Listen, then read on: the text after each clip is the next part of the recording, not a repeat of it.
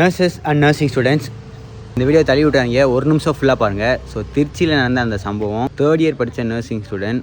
So இப்போ நம்மளோடயே இல்லை, அதுக்கு முன்னாடி இந்த வீடியோ ஒரு நிமிஷம் பாருங்கள்.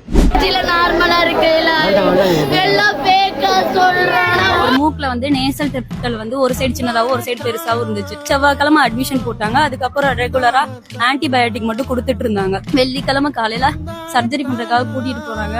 நல்லா தான் போனா. மயக்க மருந்து கொடுக்கிற போது பயிற்சி மருத்துவர் தான் கொடுத்தாரு, பிஜி தான் கொடுத்திருக்காரு. கொடுக்கும்போது என்ன பண்ணாங்கன்னு தெரியல, டக்குன்னு பிபி ஃபால் ஆகி ஹார்ட் ரேட்டே நின்று போய் அதுக்கப்புறம் சிபிஆர். அவ அரெஸ்டாவே ஆயிட்டா. அந்த இடத்துல ஆக்சிஜன் சிலிண்டரும் இல்ல, அங்க அவளை ஷிஃப்ட் பண்றதுக்கு இல்ல. காலைல 7 மணிக்கு தான் சொல்றாங்க அவ இறந்து போயிட்டா. இந்த வீடியோலாம் பார்த்துருப்பீங்க.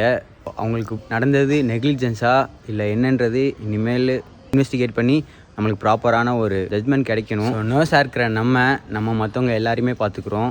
ஒரு நர்சிங் ஸ்டூடெண்ட்டுக்கே ஒரு ப்ராப்பரான ஒரு ஹெல்த் கேர் கிடைக்கலனா காமன் பீப்புளுக்கு எப்படி கிடைக்கணும்னு தெரில.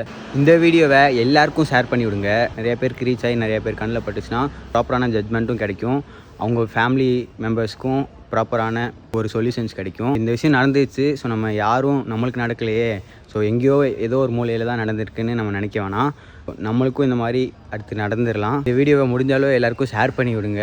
அந்த பொண்ணுக்கு ஜஸ்டிஸ் கிடைக்கணும். தேங்க்ஸ் ஃபார் வாட்சிங். அடுத்த வீடியோவில் பார்க்கலாம்.